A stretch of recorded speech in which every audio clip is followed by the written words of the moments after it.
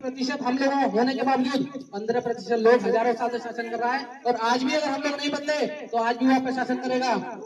पिछले 5 साल में अगर 100 महिलाओं पे अत्याचार होता था तो 5 साल में ये 33% बढ़ गया। आज 133 महिलाओं पर अत्याचार होता है। हो रहा है नहीं हो रहा है? क्यों हो रहा है? क्योंकि हम लोग 85% तो हैं।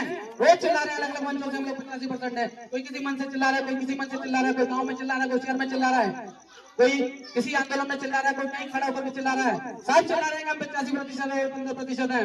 उसके बावजूद भी हम लोगों का शोषण हो रहा है। वो इसलिए हो रहा है क्यों? क्योंकि 85% होने के बावजूद भी हम लोग इकट्ठे नहीं है, हम लोग एक नहीं है, हम लोग यूनिट नहीं है। हम लोग एक दूसरे के साथ हर परिस्थिति में, हर संघर्ष में जुड़े हुए नहीं है। कंधे से कंधा मिला करके चलने की कोशिश नहीं करते। एक दूसरे की टांग खींचने में हम लोग लगे हुए हैं, नहीं लगे हुए हैं। कोई अपना भाई जब आगे बढ़ता है तो दूसरा इसकी टांग खींचना शुरू कर देता है। लेकिन वो लोग 15% है, जब उनका कोई बच्चा आगे बढ़ता है दूसरा कंधा लगाकर उसको ऊपर पहुंचाता है, उसकी टांग खींच करके उसको नीचे लाता है। ठीक है, हमारा कोई बच्चा अगर आगे बढ़ता है तो पूरी ताकत देता है समाज उसको टांग खींच करके नीचे लाने में लगाता नहीं लगा देता है। इसीलिए मैंने कहा कि 85% हम हैं, इस बात का हमें गर्व है। और एक दिन ये जरूर होगा कि 85% लोग देश पर शासन करेंगे बहुत मजबूती के साथ में। ये जो बच्चे मैं देख रहा हूँ उनके पास में रोजगार भी होगा, उनके पास अच्छी शिक्षा भी होगी, हर चीज होगी। लेकिन उसके लिए हम लोगों को यूनाइट रहना पड़ेगा।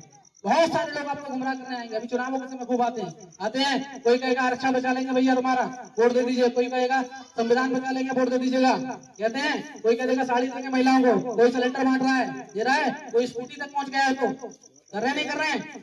शराब दारू से लेकर के हर वो चीज आपको दी जाएगी जो जिससे आपका वोट खरीदा जा सके। लेकिन कभी हम लोग ये नहीं सोचते कि वो आपको नौकरी नहीं देंगे, वो आपके बच्चों को शिक्षा नहीं दे रहे हैं, वो रोटी रोजगार की बात नहीं कर रहे हैं, वो आपके मान सम्मान की बात नहीं कर रहे हैं, वो आपके स्वाभिमान की बात नहीं कर रहे हैं। वो सिर्फ आपको खरीदने के लिए हर चीज आपको दे सकते हैं, शिक्षा नहीं दे सकता। करोड़ों रुपया वो आपको दारू से खरीदने के लिए दे सकता है, वोट देने के लिए, लेकिन करोड़ों रुपए की शिक्षा हमारे बच्चों को नहीं दे सकता। क्योंकि उसे मालूम है कि जब ये बच्चे पढ़ जाएंगे तो IAS IPS कलेक्टर हो जाएंगे, अपने समाज को मजबूत करेंगे, तो तब उसको खतरा पैदा हो जाएगा।